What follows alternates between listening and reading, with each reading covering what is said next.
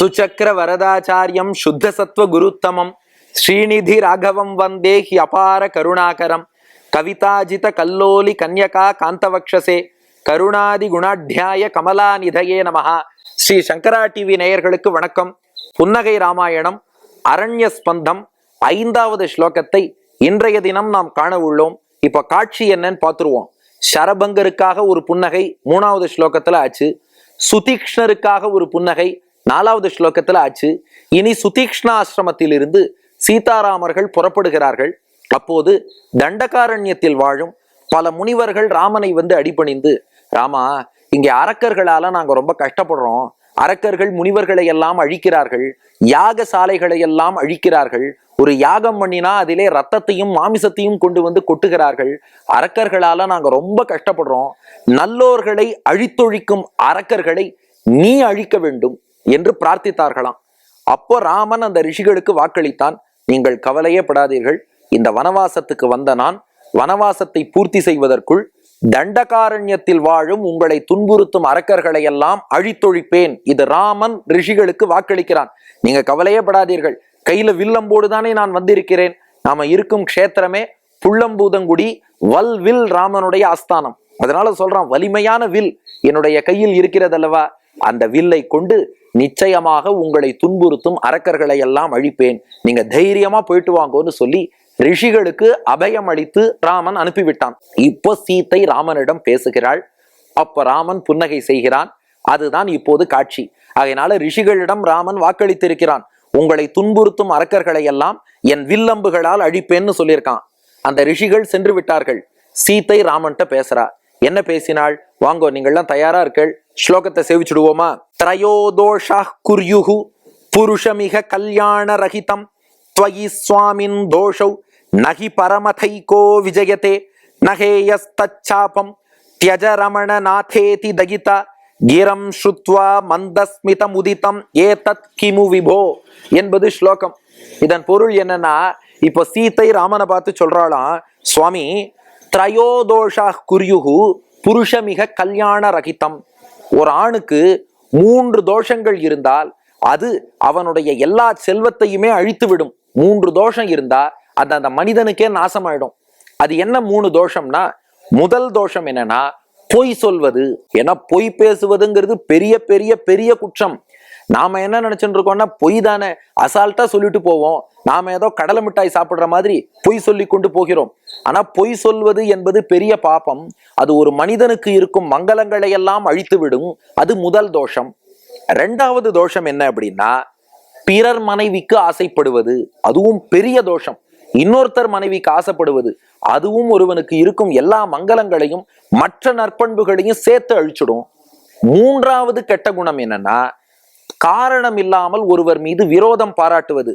இதுவும் நாம உலகில் பார்த்திருப்போம். சில பேருக்கு என்ன காரணம்னே தெரியாது, ஒருவரை வெறுத்து கொண்டே இருப்பார்கள். அவரை பார்த்தா எனக்கு பிடிக்காது, நான் அவரை திட்டி Facebookல மீம்ஸ் போடுவேன். இது அவர் இவரை என்ன பண்ணார், எதுவுமே பண்ணியிருக்க மாட்டார், ஏதோ இவருக்கு பிடிக்கலம்பார். அப்போ இந்த மாதிரி காரணமே இல்லாமல் ஒருவர் மீது விரோதம் பாராட்டுவதுங்கிறது 3வது தோஷம். இந்த 3 தோஷத்துல ஒண்ணு இருந்தா கூட அது மனிதனையே அழித்து விடும்.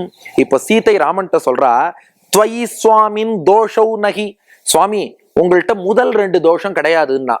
முதல் தோஷம் என்ன? பொய் சொல்வது. ராமனை பார்த்து சொன்னா அது உங்கள்கிட்ட கிடையாது.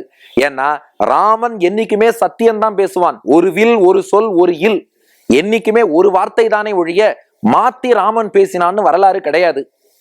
அதனால நீங்கள் பொய் பேச மாட்டேள். ராமோ த்விர்ணாபிபாஷதே. 2, இந்த பிறன் மனைவிக்கு ஆசைப்படுவது, அந்த தோஷத்துக்கு சான்ஸே கிடையாது. என்னைக்குமே ஏகபத்னி விரதன்.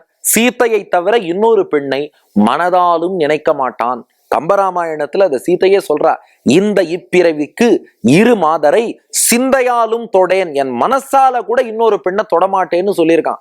அதைத்தான் கவியரசரும் பின்னாடி எழுதினார், உன்னையல்லால் ஒரு பெண்ணை இனி நான் உள்ளத்தினாலும் தொடமாட்டேன்னு. அது கம்பருடைய வரிகள் ஆக்சுவலா. அதனால அதுவும் அந்த தோஷமும் ராமன்ட்ட கிடையாது. ஆனா சீத்தை சொன்னாலாம், பரமதைகோ விஜயத்தே. ஆனா 3வது தோஷம் இருக்குன்னா. 3வது என்ன? 1 பொய் சொல்றது, அது ராமன்ட்ட இல்ல. 2 பிறர் மனைவி நோக்குவது, ராமன்ட்ட இல்ல.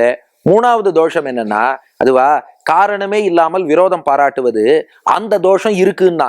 ராமன் பார்த்தார், நான் யார்கிட்டமா விரோதம் பாராட்டினேன்? நன்னாதான் இருக்கு. எந்த மனைவியுமே கணவனை தோஷம் இல்லாதவன்னு சொல்ல மாட்டா போல இருக்கு, ஏதாவது குத்தம் தான் சொல்லுவா போல இருக்கு. நான் யார் மேலமா தோஷம் பாராட்டினேன்னு கேட்டான் ராமன். சீதை சொன்னா, அந்த முனிவர்கள்லாம் உங்களை வணங்கினார்கள் அல்லவா, அரக்கர்கள்லாம் எங்கள் முனிவர் இனத்தையே அழிக்கிறார்கள், அரக்கர்களை அழிக்க வேண்டும்னு சொன்னார்கள் அல்லவா, நீங்களும் அரக்கர்களை அழிக்கிறேன்னு சொல்லிவிட்டீர்கள். உங்களுக்கும் அரக்கருக்கும் முன்பகை ஏதாவது இருக்கா? எந்த பகையும் இல்லை தானே. எதற்காக நீங்கள் அரக்கர்களை அழிக்க வேண்டும்? நீங்க அரக்கரையும் அழிக்க வேண்டாம், ஒன்றும் பண்ண வேண்டாம். சஹேயஸ் தச்சாபம் தியஜரமண நாதா. அதனால தேவையில்லாம கையில ஒரு வில்லம்பெல்லாம் வச்சுட்டு, நான் பெருசா வில்லு வச்சிருக்கேன், அரக்கர்களை அழிக்க போறேன், இந்த மாதிரி எல்லாம் சொல்லி கொண்டு இந்த வில்லையும் வச்சுக்க வேண்டாம், அம்பையும் வச்சுக்க வேண்டாம், நீங்க அரக்கர்களையும் அழிக்க வேண்டாம், காரணம் இல்லாமல் விரோதமே வேண்டாம், சண்டையே கூடாது, எப்போதும் சமாதானம், என்றைக்கும் அதிரடியே கூடாது, எல்லாரிடத்திலும் அன்பு, வில்லம்ப தூக்கி கீழே போடுங்கோ அப்படின்னாலாம் சீதை. ராமா இது தயிதா கிரம் சுத்வா, இவ்வாறு சீதை சொன்ன போது மந்தஸ்மிதம் உதிதம் ஏதத் கிமு விபோ, அப்போது நீ ஒரு புன்னகை செய்தாயே ராமா, அதைத்தான் வடுவூரிலும் நீ எங்களுக்கு காட்டுகிறாயோ என்று கேட்கிறார் வில்லூர் சுவாமி. அப்ப ஸ்லோகத்தின் கருத்து என்ன அப்படின்னா, சீதை ராமன்ட்ட சொல்றா, முனிவர்கள்லாம் காலில் விழுந்தாங்கிறதுக்காக அரக்கர்களை எல்லாம் அழிக்க போறேன்னு கையில வில்லம்பெல்லாம் வைத்திருக்கிறீர்களே, காரணம் இல்லாமல் விரோதம் பாராட்டுவது பெரிய தோஷம், அரக்கர்கள் எல்லாம் நீங்க அழிக்க வேண்டாம், வில்லம்பை எடுத்து கீழே வைத்து அமைதியாக இருங்கள், எல்லோரிடமும் கருணை காட்டுங்கள், அதுதான் ஒசத்தி அப்படின்னு சீதை சொல்ல, ராமா நீ புன்னகை செய்தாய், அதைத்தான் இப்போது எங்களுக்கு வடுவூரில் காட்டுகிறாய். இது ஸ்லோகத்தின் கருத்து. இப்ப அந்த 3 விஷயத்துக்கு வருவோம். இந்த புன்னகைக்கான காரணம் என்ன? இது ஒரு ஆழ்ந்த காரணம் இருக்கிறது. கொஞ்சம் நன்றாக ஊன்றி பார்த்தால் இது புரியும். ஏன்னா ஆக்சுவலா சீதை ராமன்ட்ட என்ன சொல்லிட்டா, நீங்க அரக்கர்களையே அழிக்க வேண்டாம், வில்லம்ப தூக்கி வச்சுடுங்கோன்ட்டா. கொஞ்சம் லாஜிக்கலா யோசித்து பாருங்கள். ராமன் வில்லம்ப கீழே வச்சுட்டார், அரக்கர்களை அழிக்கவில்லை என்றால் அந்த அரக்கர்கள்லாம் இன்னும் இந்த முனிவர்களை துன்புறுத்துவார்களே, அப்ப தீயவர்களால நல்லவர்கள் பக்தர்களுக்கு கஷ்டம் தானே ஏற்படும். பொதுவா மகாலட்சுமி தாயார் தான் பெருமாளே அனுகிரகம் பண்ண மாட்டேன்னு சொன்னா கூட, மகாலட்சுமி தாயார் தான் நமக்காக பெருமாள்கிட்ட பேசி அவரை அனுகிரகம் பண்ண வைப்பாள் என்று நாம் பார்த்து இருக்கிறோம். ஆனா இது தலைகீழா போச்சே. பெருமாளே கூட நல்லவர்களான முனிவர்களை காப்பாத்துறேன்னு சொன்ன நேரத்துல, இல்ல நீங்க முனிவர்களை காப்பாற்ற வேண்டாம், அரக்கர்களை அழிக்க வேண்டாம்ல சொல்றா. அப்போ தீய சக்தினா அவசியம் அதை அழிக்கணும், அங்க போய் கருணை காட்டக்கூடாது, அங்கே தீயவர்களை அழிக்க வேண்டும், நல்லவர்களான முனிவர்களை தான் காப்பாற்றணும். ஆனா இப்போ சீதை சொன்னதை பார்த்தா முனிவர்களை காப்பாற்றவே வேண்டாம், அப்ப அந்த தீயவர்களான அரக்கர்கள் என்ன வேணா பண்ணிக்கட்டும், அப்படித்தானே பொருள்படும். இங்க ரொம்ப அழகா பெரியோர்கள் நமக்கு வியாக்கியானம் பண்ணி காட்டுகிறார்கள். இது சீதை ராமனுக்கு வச்ச டெஸ்ட் தான். அது என்ன டெஸ்ட்ன்னு கேக்குறீங்களா? ராமன் ரிஷிகள்கிட்ட அந்த அரக்கர்களை அழித்து உங்களை காப்பேன்னு உறுதி அளித்து விட்டான். அந்த உறுதியில ராமன் எவ்வளவு தூரம் திடமாக இருக்கிறான்னு சோதித்து பார்க்கணும்னு நினைச்சாலும் சீதை. அதனாலதான் வேணும்னே சீதை அதெல்லாம் சண்டை போட வேண்டாம், வில்லம்ப தூக்கி கீழே வைங்க அப்படியெல்லாம் சொன்னது. எதுன்னா, ஒரு குச்சி நடுறோம்னு வச்சுக்கோங்களேன், அந்த குச்சியை ஆட்டி பார்ப்போம். அது எதுக்குன்னா குச்சியை வெளியில எடுக்க இல்லை, குச்சி நன்றாக ஊன்றியதான்னு பார்க்க. அது போல ரிஷிகள் பிரார்த்தனை பண்ணியிருக்காங்கன்னா அது எவ்வளவு தூரம் ராமன் உள்ளத்திலே ஊன்றி இருக்கிறது, காப்பாத்துறதுல அவர் எவ்வளவு தூரம் உறுதியா இருக்கார், அதை டெஸ்ட் பண்ணி பார்க்கணும்னு நினைச்சாலாம் சீதை. அதுதான் புன்னகை ராமாயணத்துல ட்விஸ்ட்.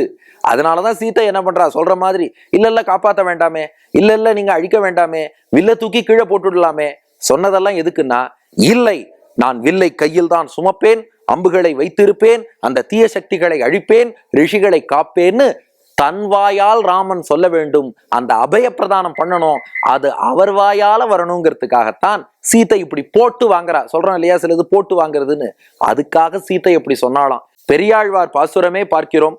தன்னடியார் திறத்தகத்து தாமரையாள் ஆகிலும் சிதகுரைக்கு மேல் என் அடியார் அது செய்யார், செய்தாரேல் நன்கு செய்தார் என்பர்.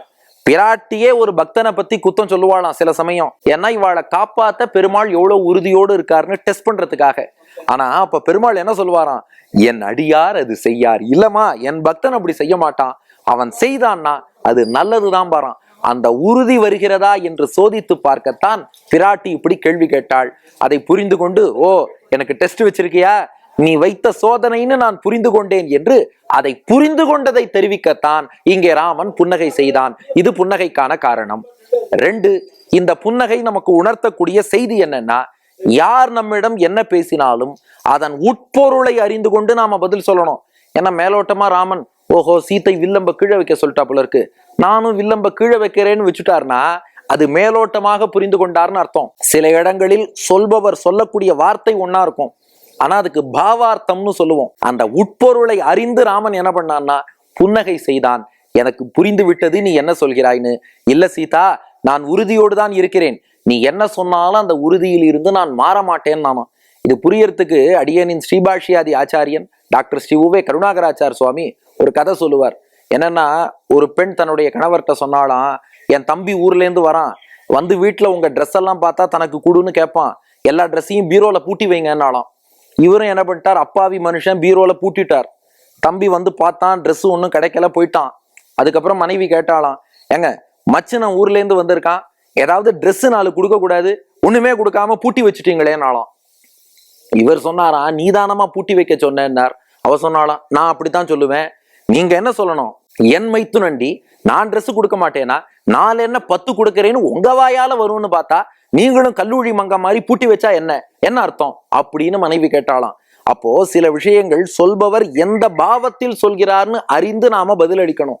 அப்போ சீத்தை வில்லம்ப கீழே போடுங்கன்னு சொன்னது, கீழே போடுங்கன்னு அர்த்தம் இல்ல, சீக்கிரமாக எடுத்து ரிஷிகளை காப்பாற்றுங்கள்னு அர்த்தம். அந்த சென்ஸ்ல தான் சொல்லியிருக்கா.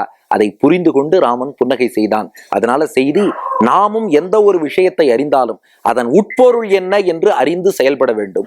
நிறைவாக இதை ரசிப்போருக்கு என்ன பலன், வாங்க ஸ்லோகத்தை சேவிச்சுட்டே பார்த்துருவோமே. த்ரயோதோஷா குர்யுகு புருஷமிக கல்யாண ரகிதம் த்வயி ஸ்வாமின் தோஷௌ நகி பரமதைகோ விஜயதே சகேயஸ்தாபம் தியஜரமணநாதேதி தகிதா கிரம் ஸ்ருத்வா மந்தஸ்மிதம் உதிதம் ஏதத் கிமு விபோ என்ற ஸ்லோகத்தை சொல்லி சீதாராமர்களை வழிபடுவோருக்கு தோஷங்கள் எல்லாம் விலகும். அதாவது பொய் சொல்லுதல், பிறன்மனை நோக்குதல், விரோதம் பாராட்டுதல் உள்ளிட்ட தோஷங்கள் எல்லாம் இல்லாதபடி நமக்கு நன்மை நிறையும். ஏன்னா இங்கேயே ராமன் அரக்கர்கள் மீது அப்போ விரோதம் காட்டுகிறானேனா முன்பகை இல்லாமல் காரணம் இல்லாமல் ராமன் விரோதம் பாராட்டல. நல்லோர்களான ரிஷிகளை அவர்கள் துன்புறுத்துகிறார்கள், அவர்களை தண்டிப்பதுதான் சரி. அப்ப இந்த இடத்துல ராமன் அவர்களை எதிரிகளாகத்தான் கருதணும். அதை கருதி அடுத்த புன்னகை செய்ய போகிறான் ராமன். அந்த விஷயங்களை அடுத்த பகுதியில் அடுத்த புன்னகையோடு சேர்த்து ரசிப்போம். நன்றி, வணக்கம்.